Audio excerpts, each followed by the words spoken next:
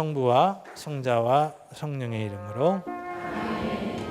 하늘에 계신 우리 아버지,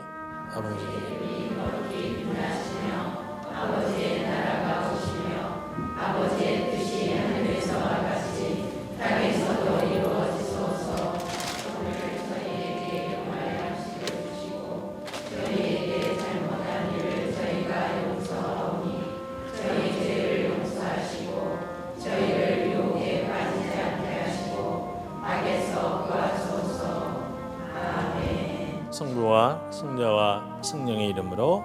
아멘.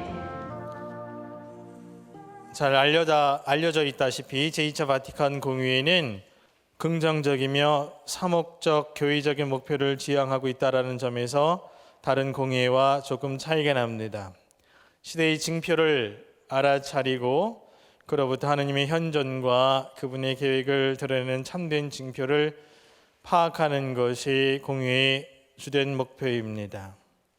이는 한 분이신 성령이 온누리에 충만하시고 교회 안에서 활동한다라는 의식을 전제로 합니다. 신앙인들은 하느님의 백성이 현대의 다른 사람들과 함께 참여하는 사건과 요구와 염원 안에서 성령을 인식하고 그의 인도를 따릅니다. 성령께서 온누리에 충만하시고 교회 안에서 활동하신다라는 것입니다. 성령이 어디 계신가? 온누리에 계시고 교회는 어디 있는가? 세상 안에 있다라는 것입니다. 오랫동안 교회는 교회와 국가를 두 권력으로 생각을 했습니다. 루카복음 22장 38절에 보면 예수님께서 제자들과 함께 올리브 동산 가기 전의 이야기인데, 주님, 여기 칼이 2자루 있습니다. 이렇게 제자들이 말했더니 예수님께서 그것으로 충분하다 이렇게 말씀하셨습니다.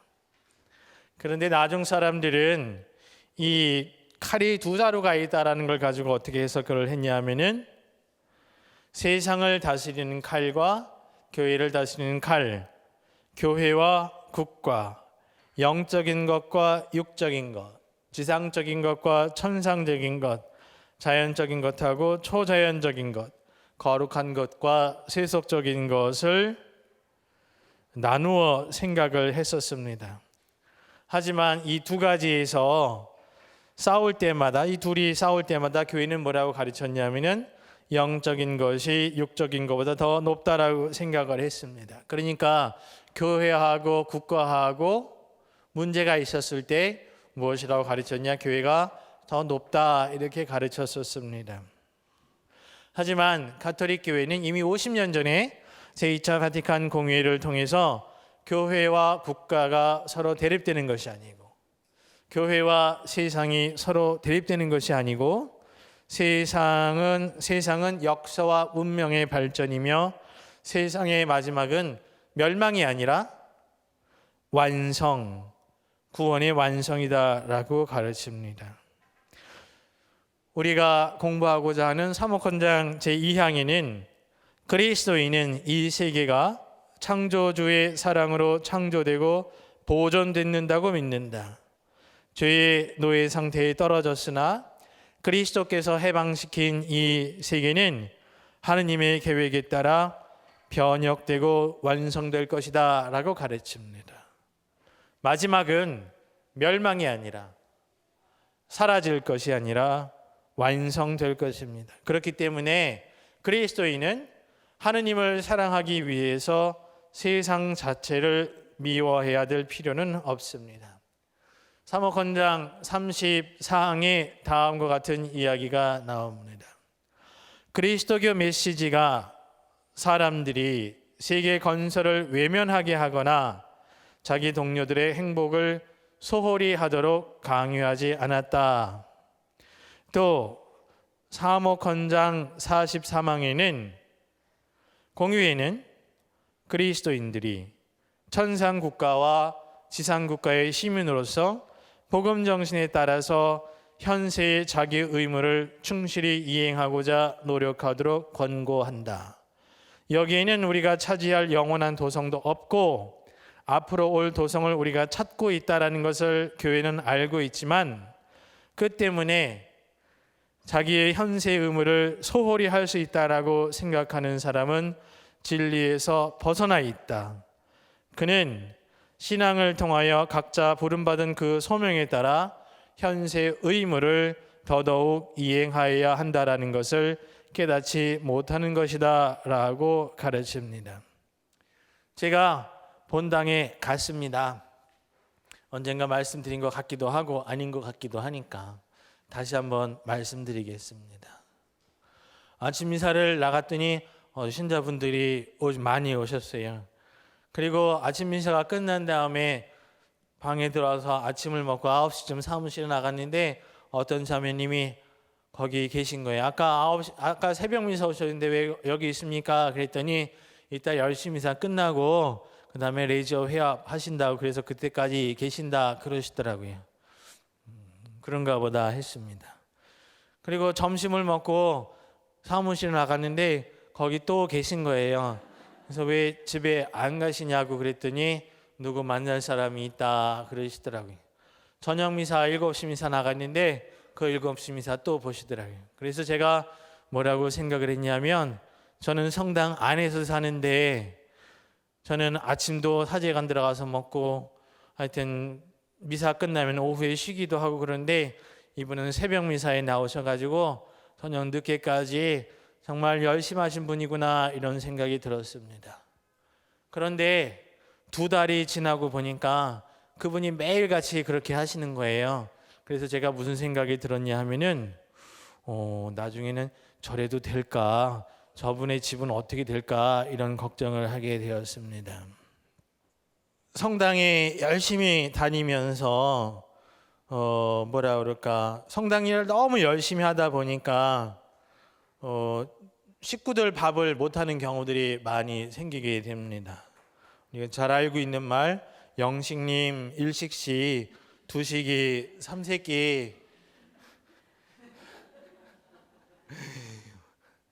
글쎄 성당에서 너무너무 열심히 일하시니까 집에 있는 식구들은 그런 처지가 될 수도 모르겠습니다. 하지만 우리 많은 신앙의 선배들은 성당 다니는 것 때문에 책 잡히지 않으려고 집안일을 다 한 다음에 집안일을 하나의 빈틈도 없이 해놓은 다음에 성당 활동들을 하셨고 이렇게 외자 교육 활동을 오래 하신 분들이 나중에 당신의 남편들을 회개시키고 성당으로 인도하신 성공한 교우들이 아닌가 이런 생각이 듭니다.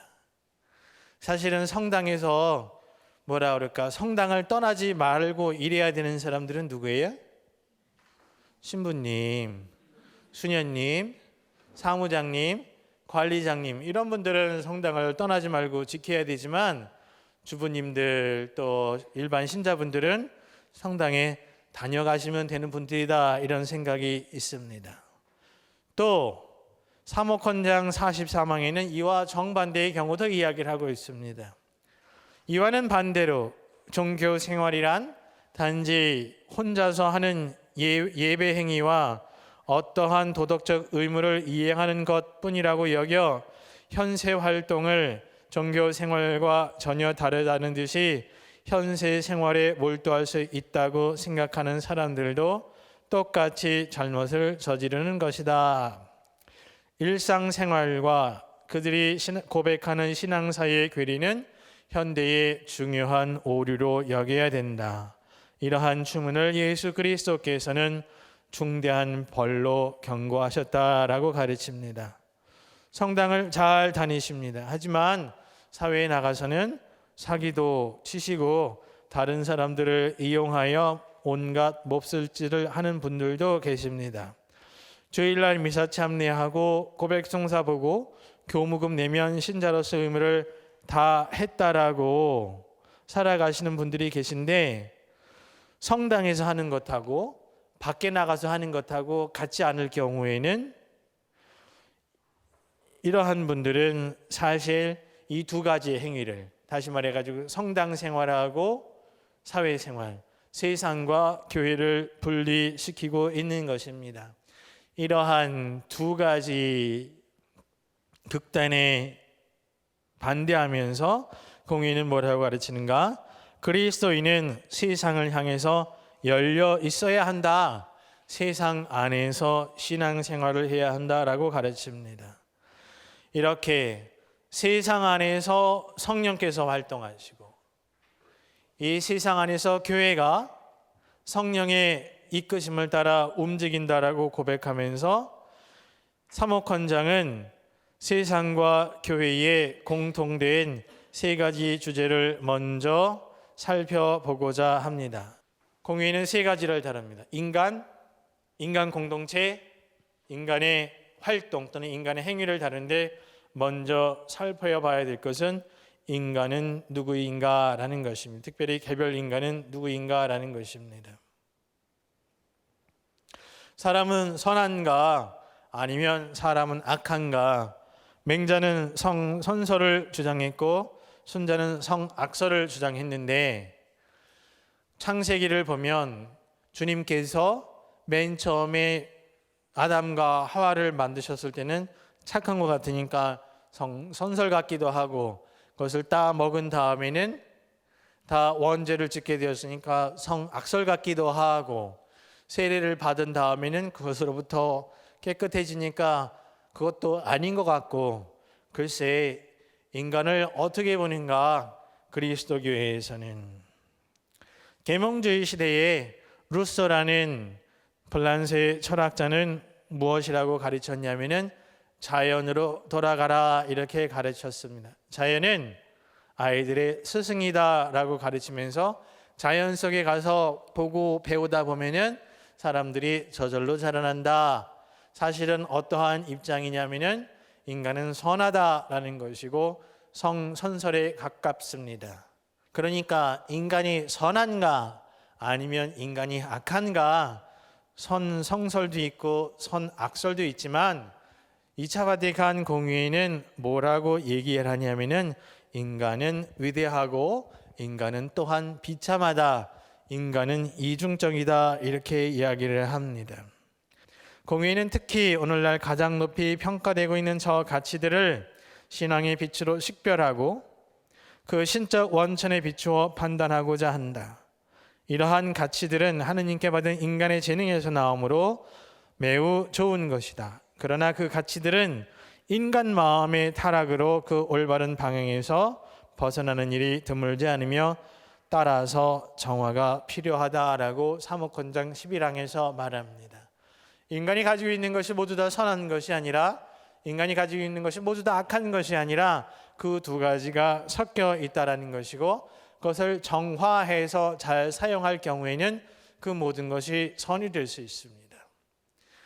그렇지 못하고 우리 인간이 가지고 있는 것을 절대화하면서 선으로 여길 경우에 그러한 것들은 우리를 쉽게 잘못된 길로 이끌 수 있습니다. 2차 바티칸 공의회는 인간의 경험과 하느님의 계시에 따라서 모든 인간과 사회에 자리한 악의 능력을 간파합니다. 방향 상실과 명확한 목적 의식의 상실과 궁극적 목표 상실이 부패의 결과로서 인식이 됩니다. 인간은 190쪽의 이야기입니다. 인간은 위대함과 비참함을 한꺼번에 경험합니다. 인간이 왜 위대한가? 하느님의 모습으로 창조되었고 창조주로부터 세상 만물의 주인공으로 세워져 있기 때문에 위대합니다. 다시 말해가지고 인간이 하느님의 모상으로서 하느님을 닮고 살아간다라면 인간은 위대한 것입니다. 우리 인간은 하느님의 모상입니다. 모상이다. 우리가 하느님을 닮았다라는 것은 외적인 모습을 닮는 것은 아닙니다. 내적인 모습을 이야기하는데 무엇보다도 인간이 자유를 지녔고 사랑할 수 있다라는 것입니다. 자유를 지녔고 사랑하기 때문에 하느님의 모상으로서 하느님의 뜻을 받들어서 만물을 지배합니다. 요한복음에 보면은 10장에 목자는 양떼를 돌본다 이렇게 이야기를 하는 반면에 삭구는 양을 잡아먹는다 이렇게 볼 수 있습니다. 이와 같은 모습이 우리의 일상생활 안에서도 발견될 수 있습니다. 좋은 아빠가 있는가 하면은 때리는 아빠가 있고, 좋은 사장님이 있는가 하면은 악덕 기업주가 있습니다.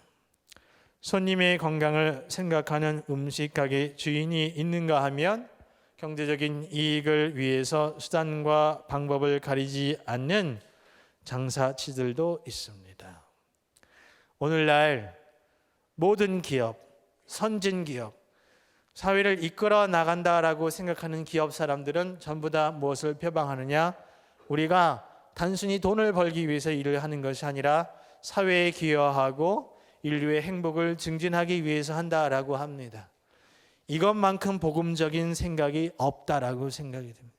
이제 돈을 버는 사람들도 돈을 버는 것이 최고가 아니라 돈을 어떻게 벌어야 되는가, 사람에게 봉사하면서 거기서 나오는 정당한 이윤을 취해야 된다라고 생각하는 것, 이만큼 사회는 복음화되었다라고 볼 수가 있습니다.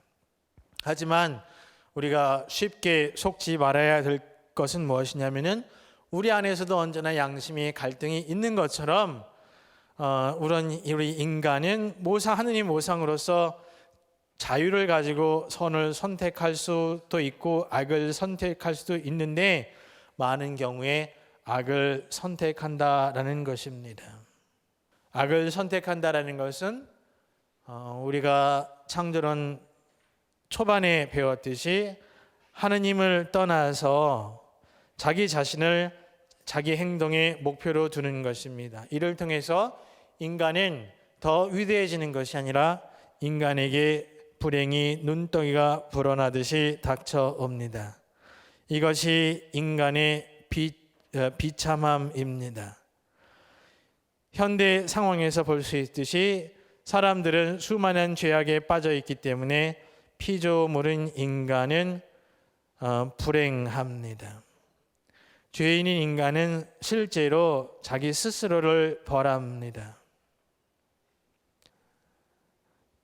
사목헌장은 무엇이라고 가르치냐면은 인간은 자신의 궁극 목적을 지향하는 당연한 질서마저 무너뜨리고 동시에 자기 자신은 물론 다른 사람들과 모든 피조물과 이루는 조화를 깨뜨려 버렸다.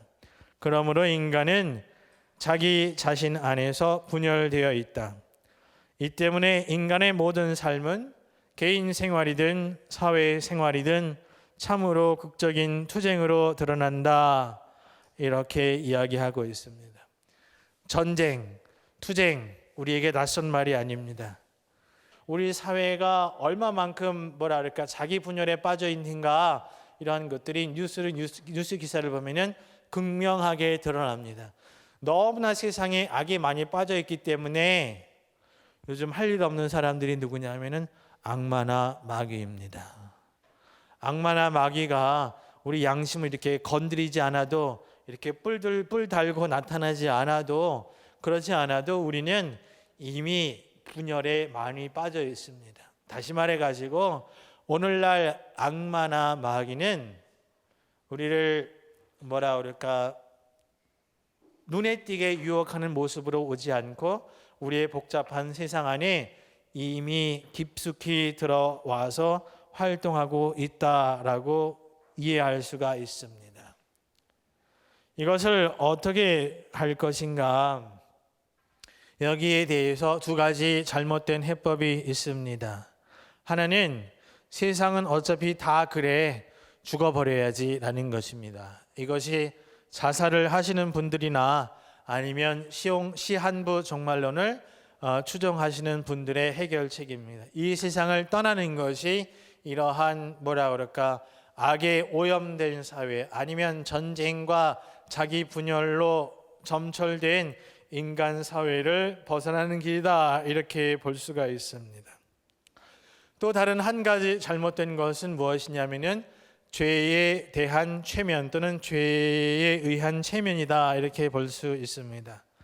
이미 16세기에 종교개혁자들이 말했던 것인데, 루터와 칼빈이 인간은 모두 썩었다, 인간은 스스로 선해질 수가 없고 이러한 악으로부터 벗어날 수 없다라고 본 것입니다. 우리는 선한 일을 할 수가 없기 때문에 오직 하느님께서 하시는 것이다. 그러니까 우리는 착한 일을 하려고 하지 말고 그냥 기도만 하면 된다라는 것입니다. 하지만 우리가 배웠듯이 토마스 아퀴나스 성인이 우리에게 무엇이라고 가르쳐 주셨냐면은 인간은 악에 기울어지는 경향이 있지만 또한 선을 택할 수 있는 가능성이 있으며 이 악에 기울어지는 경향인 사욕 편정을 거슬러 싸우게 되면 우리는 공로를 세우게 되고 예수 그리스도의 구원에 참여할 수 있다. 이렇게 우리가 믿을 수 있습니다. 그래서 제2차 바티칸 공회는 우리에게 뭐라고 가르치냐면은 인간을 과대평가하지 말라 이렇게 가르칩니다. 하지만 동시에 인간을 과소평가하지도 말라라고 이야기합니다. 인간이 악하다고 실망할 이유가 없습니다. 원래 우리 인간은 이중성을 지니면서 가치와 품위를 지닙니다. 천주교 신자분들 중에서 나는 천주교 신자인데 이러한 죄를 매일같이 반복해서 짓는 자라고 생각하면서 성당에 안 나오실 분들은 별로 없으시라 생각합니다. 인간은 원래 어떤 것이냐? 원래 그렇습니다. 그러니까 그렇게 되면 어떻게 하면 돼요?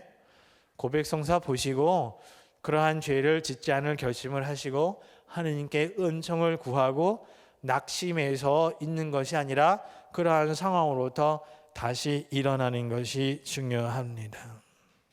우리는 하느님의 모상으로서 우리가 할 수 있는 것을 가지고 선한 일에 힘써야 합니다. 이 선한 일을 하기 위해서는 무엇가 필요한가? 우리가 몸뚱아리가 필요합니다. 본당에 가면은 할머니들께서 자주 신부님들한테 뭐라고 말씀하시냐면은 젊은 자매님들 만나다가 늙은이 얼굴 보니까 싫으시지요? 라고 이렇게 말하면서 이렇게 뭐랄까 신부를 피해가는 모습을 보여주시는데 이 말을 뒤집어 보면 뭐냐면은 나도 좀 이뻐해 주십시오 이런 것입니다. 우리가 육체라고 생각을 하면은 쉽게 외모를 생각하게 되지만 하지만 육체는 외모 이상의 것입니다. 사복헌장 14항에서는 뭐라고 가르치냐면은 그러므로 인간은 육체적 생활을 천시해서는 안 된다. 오히려 인간은 하느님께 창조되고 마지막 날에 부활할 자기 육체를 좋게 여기고 존중하여야 할 의무가 있다. 이렇게 이야기를 합니다. 육체는 선한 뜻을 가지고 있는 영혼의 생각을 실행하는 기관입니다. 마음만 가지고 착한 일을 할 수가 없습니다. 손발이 움직여야 기도도 할 수 있고 돈도 벌 수 있고 착한 일도 할 수 있습니다. 우리의 몸뚱아리는 그 자체를 가꾸기 위해서 있는 것이 아니라 그것을 통해서 하느님과 이웃을 섬기기 위해서 있는 것입니다. 이 몸을 어떻게 사느냐에 따라서 우리는 이것을 가지고 하느님 나라를 이 세상 안에서 실현하기도 하고 아니면 그에 거슬러서 살 수도 있습니다. 그것이 191페이지 육체적인 것과 영적인 것의 품위에 나와 있습니다.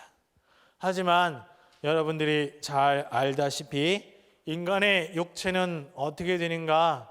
한계를 가지고 있고 시간이 지나면 언젠가는 죽게 됩니다. 사람은 일단 죽음에 가까우면은 죽음을 피하고자 합니다. 많은 경우에 아무리 병원을 안 간다 하신 분들이라도 아파 죽을 지경이면은 병원에 가십니다. 그리고 병원에 가면은 생명을 연장하려고 합니다. 우리 인간 생명의 연장에는 한계가 있게 되고 인간이 더 이상 자기의 생명을 연장할 수 없다라는 것을 알게 될 때 인간은 어려움에 부딪히게 되고 고뇌를 하게 되는데요.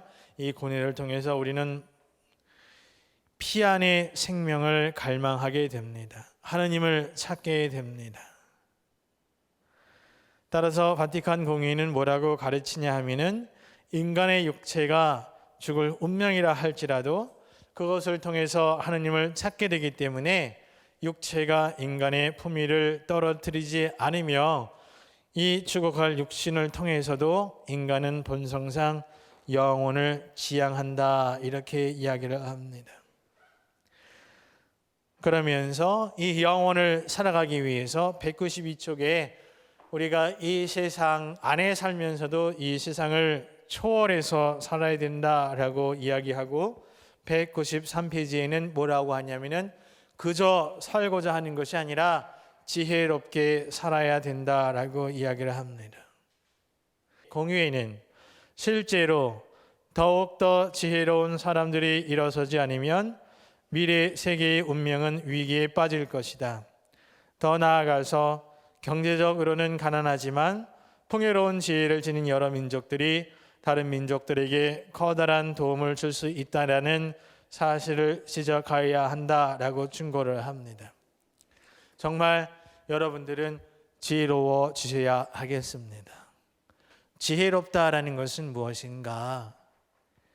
그러한 우리의 정신을 사납게 하고 우리의 영혼을 어지럽히는 것들에 이끌리는 것이 아니라 그 중에서 필요한 것은 무엇이고 고칠 수 있는 것은 무엇이고 필요 없는 것은 무엇인가를 선택할 수 있는 것이다 생각이 됩니다.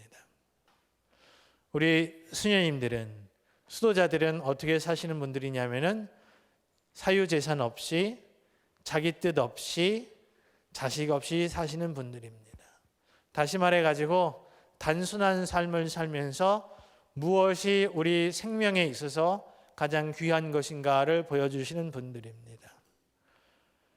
이러한 모범에 따라서 우리 천주교 신자들도 이 복잡한 세상 안에서 단순하게 또 정말 중요한 것이 무엇인가를 선택하고, 그다음에 모든 것을 가지지 않아도, 모든 것을 행하지 않아도 우리가 정말 시간의 풍요로움 또 삶의 온전함을 느낄 수 있는, 온전함을 누릴 수 있는 그러한 존재라는 것을 이 복잡한 세상에 보여주어야 되지 않는가, 이런 생각이 듭니다.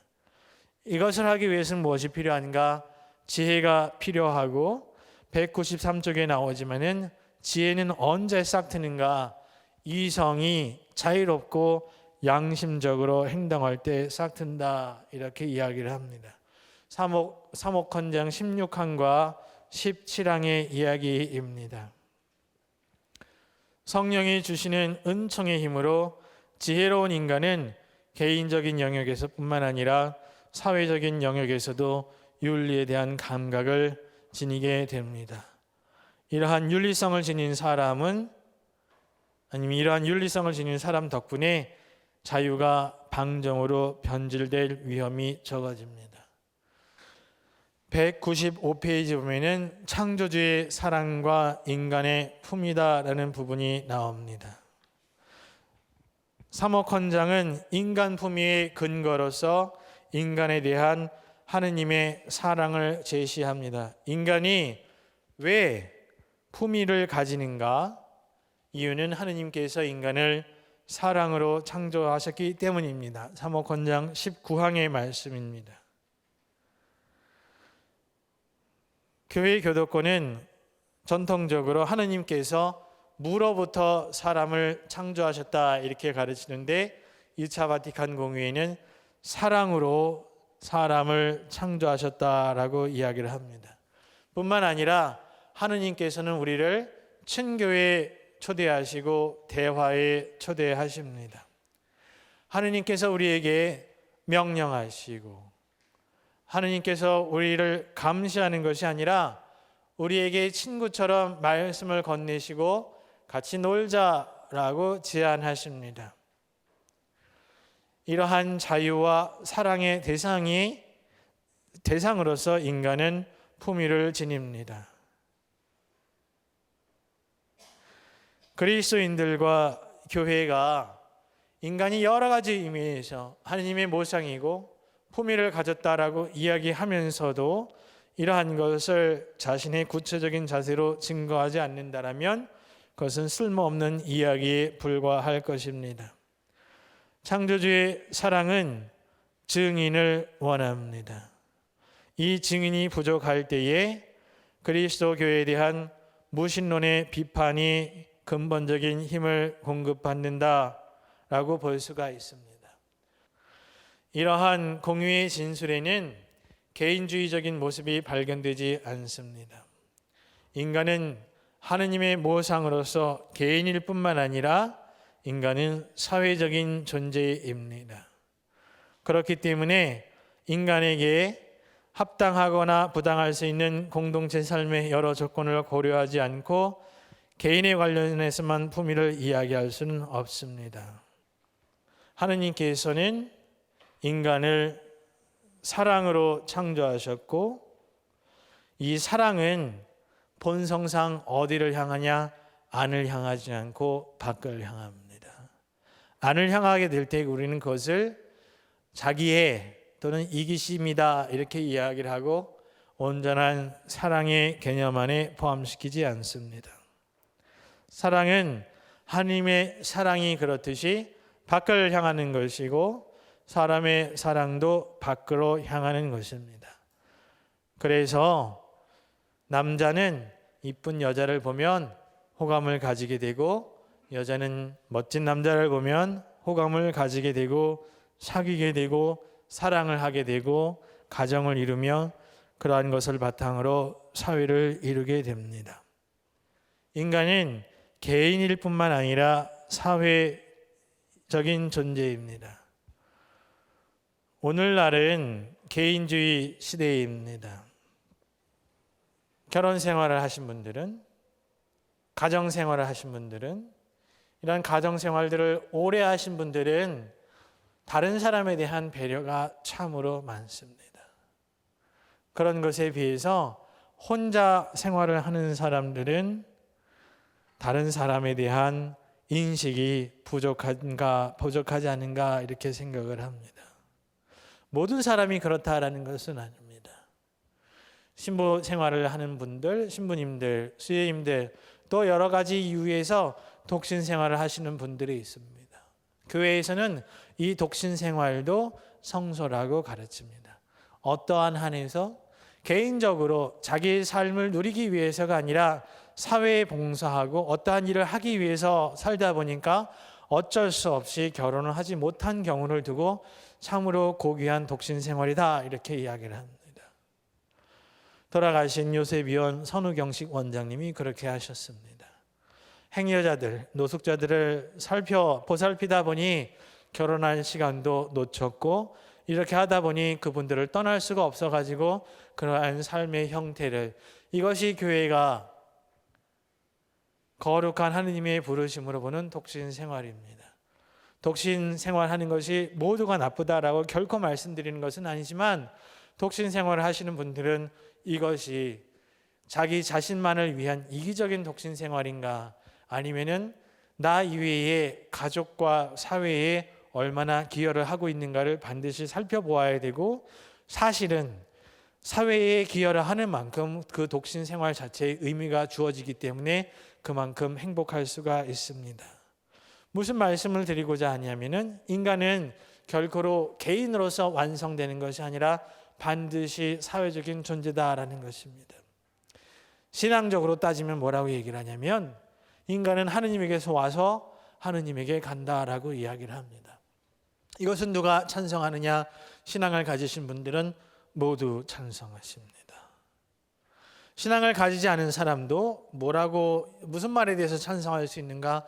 인간은 어디에서 오는가? 부모님으로부터 옵니다. 부모님 없이 세상에 홀로 나올 수 없고, 잘 아시겠지만 아무도 찾지 않는 무연고자의 장래만큼 쓸쓸한 것은 없습니다. 가족을 이루었든지 아니면 가족을 이루지 못했든지 사람은 어떻게 죽게 되느냐? 죽은 다음에 많은 사람의 도움을 통해 가지고 세상으로부터 작별을 하게 됩니다. 이러한 의미에서 인간은 개인적인 존재라고 볼 수도 있지만은 반드시 공동체 안에서 와서 공동체 안으로 돌아갈 사회적인 존재다, 이렇게 볼 수가 있습니다. 하지만 오늘날 여러 가지 것들이 이러한 우리 인간의 사회성을 약화시키고 있습니다. 오늘날 우리 사회에서 많이 진행되고 있는 호봉제에서 연봉제로의 변화, 이러한 것들이 연대하는 것을 약화시키게 됩니다. 그러한 것이 가장 빨리 드러나는 것이 어디냐? 우리 사회에서 커다란 문제가 되고 있는 우울증과 자살입니다.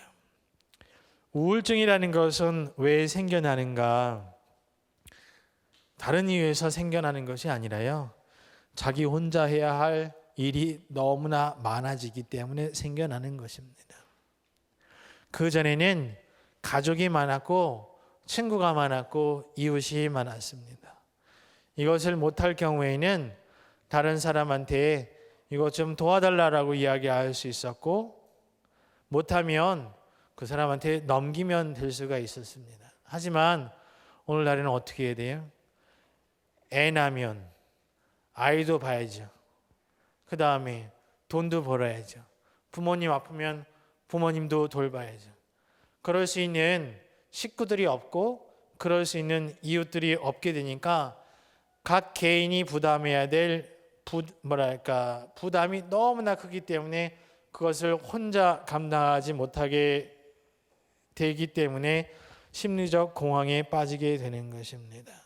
우리가 하느님께서 주신 계명을 잘 지키고 살아야 되는데, 하느님께서 주신 첫 번째 계명은 하느님을 사랑하라라는 것입니다. 그리고 두 번째 계명은 내 이웃을 내 몸과 같이 사랑하라 하는 것입니다. 하느님의 계명을 안 지키게 되면 어떻게 되는가? 단순히 하느님에게서 혼나고 끝나는 것이 아니라 계명은 안 지키면 죽게 됩니다.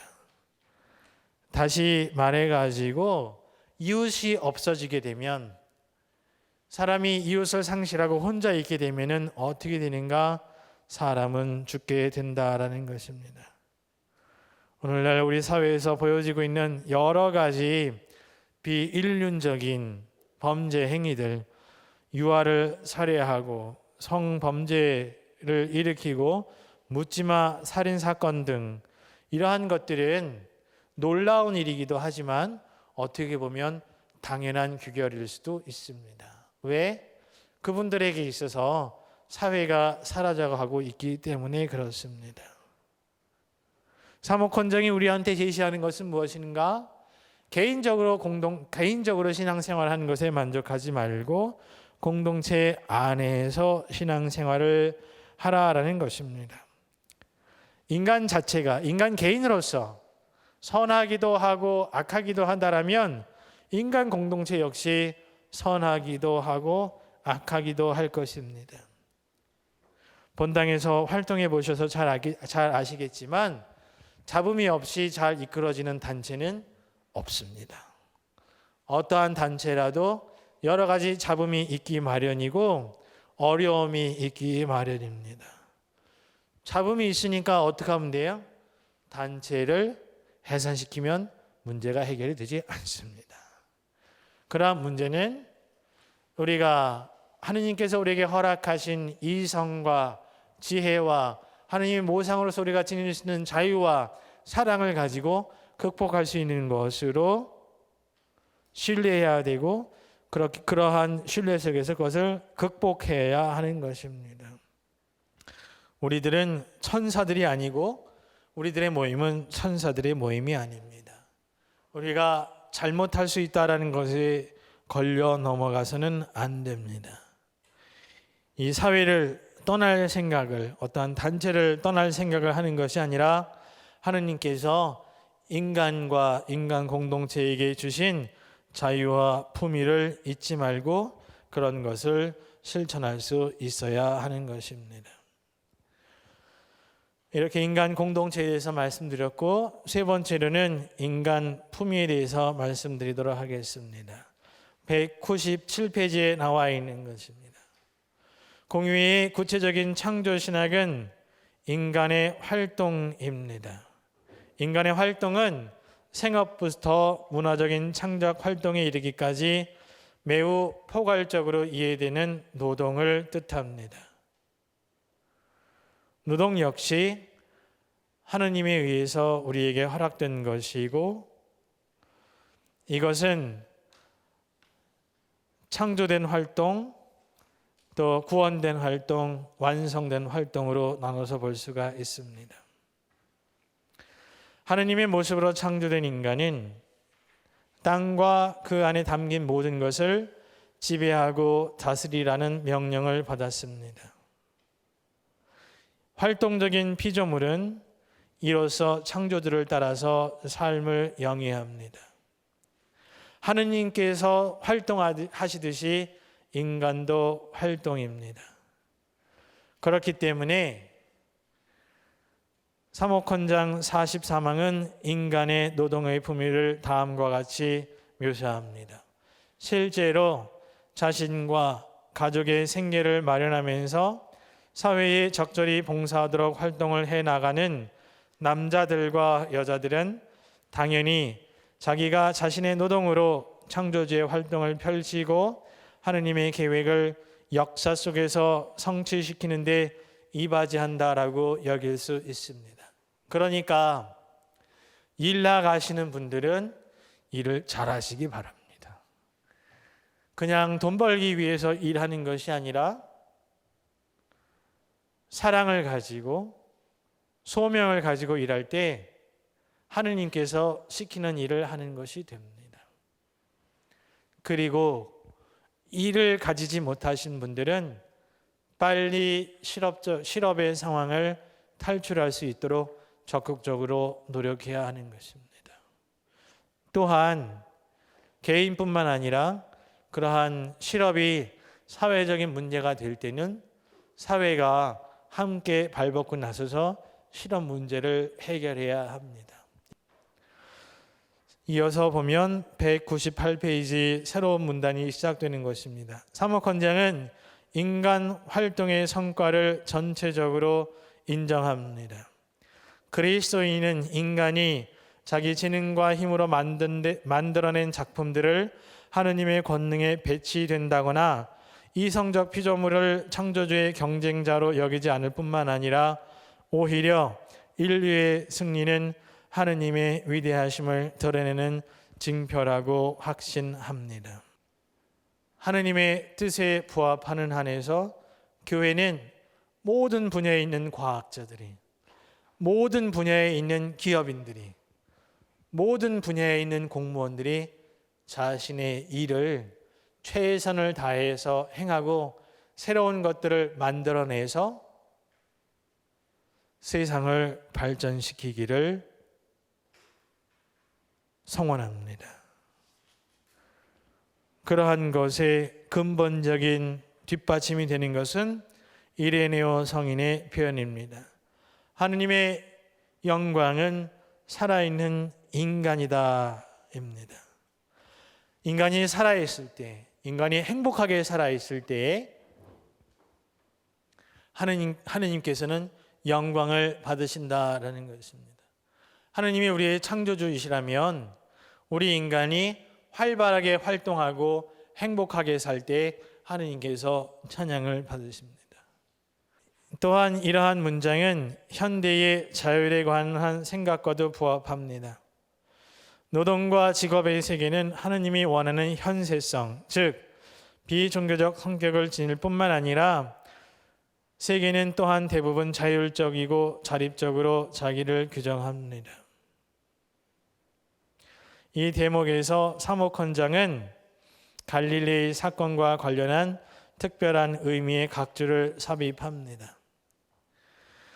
그 전에 교회가 어떠한 잘못을 저질렀냐 하면은 교회의 본래 영역은 신앙과 관련된 영역이었는데 갈릴레오 시대만 해도 과학의 영역도 교회가 컨트롤을 해야 되는 영역이라고 잘못 생각을 했었습니다. 그래서 그때 갈릴레오가 과학자로서 당시에 가장 놀라운 새로운 발견을 했을 때 그것을 어떻게 막았냐 하면은 교회가 사회적으로 제재를 가하면서 막았었습니다. 이것은 무엇에 대한 인정을 거부하는 것이냐면은 과학이라는 자율 세계에 대한 인정을 거부하는 것이었습니다. 이런 것에 대한 교회의 잘못을 인정하면서 교회는 오늘날 어떤 분야에 대한 자유를 인정하느냐? 사회 분야, 경제 분야, 과학 분야, 의학 분야, 문화, 예술 모든 분야에 있어서 그 자율성을 인정합니다. 자율성을 인정한다라는 것은 그들이 모든 것을 해야 된다, 할 수 있다라는 것이 아니라 하느님에 따라서 예술인이 아니면 과학자가 아니면 의료인이 양심의 뜻에 따라서 한다라면 그것은 분명히 하느님의 권능을 드러낼 수 있는 것이다라는 것입니다. 오늘은 여기까지만 하도록 하겠습니다. 성부와 성자와 성령의 이름으로 영광이 성부와 성자와 성령께 성부와 성자와 성령의 이름으로 아멘. 감사합니다.